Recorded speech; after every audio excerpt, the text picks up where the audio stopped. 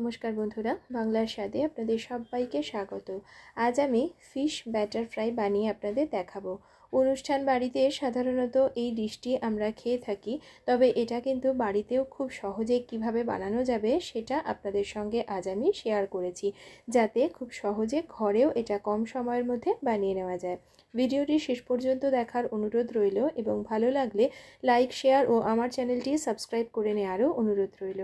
চলুন তাহলে শুরু করা যাক আমার আজকের এই ভিডিওটি।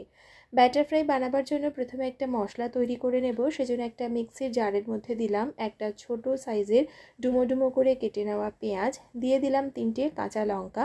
ঝালটা আপনারা যেরকম খাবেন সেরকমভাবে ব্যবহার করবেন। 6টা রসুনের কোয়া এর মধ্যে দিয়ে দিচ্ছি। এবার এর মধ্যে দিয়ে দিলাম বেশ কিছুটা পরিমাণে ধনেপাতা। আপনাদের কাছে যদি পুদিনা পাতা থাকে তাহলে সেটাও দিতে পারেন, অথবা না থাকলে শুধু ধনেপাতা দিয়েও বানিয়ে নিতে পারেন। এখন ঢাকনাটা বন্ধ করে জল না দিয়েই এর একটা স্মুথ পেস্ট বানিয়ে নেব। মশলাটা বানানো হয়ে গেছে। এবার আমি দেখিয়ে দিই, আমি এখানে নিয়েছি ভেটকি মাছের ফিলে। ভেটকি মাছের ফিলেগুলোকে একটু বড় বড় করে মোটা মোটা করে কেটে নিয়েছি। 14 পিস আমি এখানে ভেটকি মাছ নিয়েছি। মাছগুলো আমি বাড়িতেই কাটিয়ে নিয়েছি। আপনারা চাইলে কিন্তু দোকান থেকেও কেটে নিতে পারেন, এবং ভেটকি মাছ না পেলে বাসা আর অথবা যে কোনো বোনলেস মাছকে এভাবে কেটে নিয়েও কিন্তু আপনারা ব্যাটার ফ্রাই বানিয়ে নিতে পারেন। মাছগুলোকে ভালো করে ধুয়ে নিয়ে জলটা ঝরিয়ে নিয়েছি। এখন আমি এর মধ্যে দিয়ে দিচ্ছি অর্ধেকটা পাতিলেবুর রস। আমি যেহেতু একটা বড় সাইজের লেবু নিয়েছি তাই অর্ধেকটা লেবু দিয়েছি। ছোট সাইজের লেবু হলে একটা গোটা পাতিলেবু দিতে পারেন, এবং আপনারা যদি লেবু না পান সেক্ষেত্রে 1 চা চামচ পরিমাণে ভিনেগার দিতে পারেন। এখন এর মধ্যে দিয়ে দিচ্ছি স্বাদ মতো লবণ, আর এর মধ্যে দিয়ে দিচ্ছি 1 চা চামচ পরিমাণে ক্রাশ করে নেওয়া গোলমরিচ। আপনারা চাইলে কিন্তু শাহমরিচও এই সময় ব্যবহার করতে পারেন। আর সবশেষে এর মধ্যে আমি সেই যে ধনেপাতার মিশ্রণটা তৈরি করে রেখেছিলাম সেটা এর মধ্যে দিয়ে দিচ্ছি। এবার এতে দিয়ে দিচ্ছি 1 চা চামচ পরিমাণে আদা বাটা। রেগুলারের আদা বাটা আমার কাছে কড়াই থাকে, তাই আমি সেখান থেকে 1 চা চামচ দিয়ে দিচ্ছি।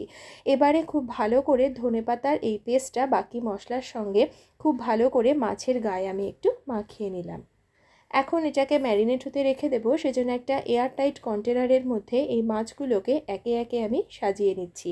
এটাকে আমি নর্মাল ফ্রিজের মধ্যে রেখে দেব মোটামুটি 1 থেকে 1.5 ঘন্টার জন্য। আপনাদের হাতে যদি সময় খুব কম থাকে সেক্ষেত্রে অন্তত আধ ঘন্টার জন্য এটাকে ম্যারিনেট করতে পারেন। তবে সময় বেশি থাকলে বেশি সময়ের জন্য রাখলে এটা খেতে কিন্তু খুবই ভালো লাগে। তবে যত বেশি সময় রাখা যায় ততই কিন্তু এই ব্যাটার ফ্রাই টেস্টি তৈরি হয়।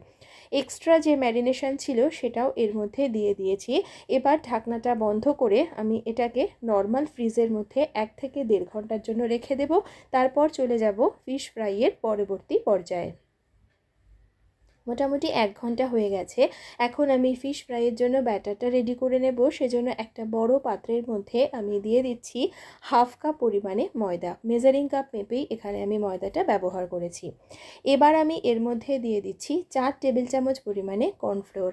তবে এর মধ্যে বেসন বা চালের গুঁড়ো কিন্তু একেবারেই ব্যবহার করা যাবে না। এই কর্নফ্লাওয়ারের জন্যই কিন্তু ব্যাটার ফ্রাই ভীষণ মুচমুচে তৈরি হবে।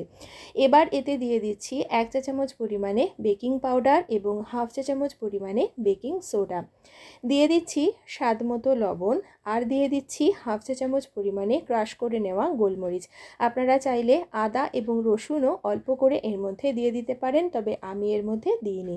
এবার এই সমস্ত শুকনো উপকরণগুলো একটা হুইস্কারের সাহায্যে খুব ভালো করে মিশিয়ে নিচ্ছি।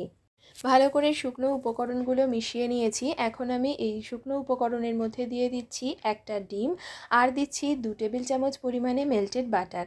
ব্যাটারের প্রয়োজন অনুযায়ী আপনারা ডিম আর এই বাটারের পরিমাণটাকে বাড়িয়ে বা কমিয়ে নিতে পারেন।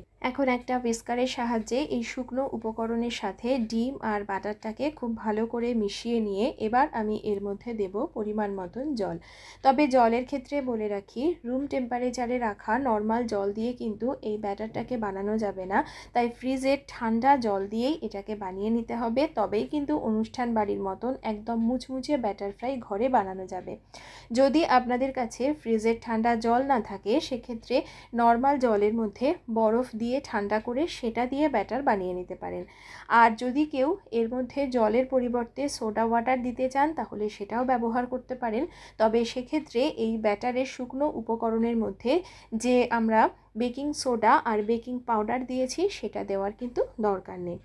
এখন পরিমাণ মতন জল অল্প অল্প করে দিয়ে আমি একটা লাম্প ফ্রি এবং স্মুথ আর ঘন একটা ব্যাটার বানিয়ে নেব, কেননা ব্যাটার ফ্রাইয়ের জন্য আমাদের কিন্তু একটু ঘন ধরনের ব্যাটারের প্রয়োজন হয়। এখন দেখুন আমার কিন্তু এই ব্যাটারটা বানানো হয়ে গেছে এবং খুব সুন্দর একটা স্মুথ ব্যাটার তৈরি করেছি। আর যদি এই ব্যাটারটা বানানোর পরে আপনাদের হাতে একটু বেশি সময় থেকে যায় তাহলে সেক্ষেত্রে এই ব্যাটারটা কিন্তু অবশ্যই ফ্রিজে রাখবেন। এখন আমি মাছগুলো ভেজে নেব, সেজন্য একটা কড়াইতে বেশ কিছুটা পরিমাণে সাদা তেল দিয়ে তেলটাকে হাই ফ্লেমে খুব ভালো করে গরম করে এখন আমি গ্যাসের ফ্লেমটাকে কমিয়ে দিয়ে তেলের টেম্পারেচারটাকে একটু কমিয়ে নিয়েছি। এখন আমি ব্যাটারের মধ্যে মাছগুলো দিয়ে গায়ে ভালোভাবে ব্যাটারটা মাখিয়ে এই গরম তেলের মধ্যে দিয়ে দেব। গ্যাসের ফ্লেমটাকে মিডিয়াম টু লোতে রেখে উল্টে পাল্টে মাছগুলোকে খুব ভালো করে আমি ভেজে নেব, কেননা মাছগুলো কাঁচা রয়েছে তাই গ্যাসের ফ্লেমটাকে কিন্তু বাড়ানো যাবে না। আর আমি এখানে এই ব্যাটার ফ্রাইতে মাছ একটু কড়া করে ভেজেছি, কেননা আমার বাড়িতে কিন্তু এই ব্যাটার ফ্রাই একটু কড়া ভাজা খেতেই সবাই পছন্দ করে। দেখতেই পাচ্ছেন দুটো পিঠ থেকে মাছগুলো কিন্তু খুব সুন্দর করে ভাজা হয়ে গেছে। দুটো পিঠ থেকে এরকম গোল্ডেন ব্রাউন কালারের হয়ে গেলে এখন এগুলোকে তুলে একটা টিস্যু পেপারের ওপরে রেখে দেব যাতে এক্সেস তেলটা ঝরে যায়। আর একইভাবে আমি ব্যাটারের মধ্যে ডুবিয়ে সমস্ত মাছগুলোকে ভেজে নিয়ে তারপর আপনাদেরকে পরিবেশন করে দেখাচ্ছি। তৈরি হয়ে গেল অনুষ্ঠান বাড়ির মতন ভেটকি মাছের ব্যাটার ফ্রাই। রেসিপিটি আপনাদের কেমন লাগলো আমাকে কমেন্ট করে জানাবেন এবং আমার ভিডিওটি শেষ পর্যন্ত দেখার জন্য আপনাদের সকলকে জানাই অসংখ্য ধন্যবাদ।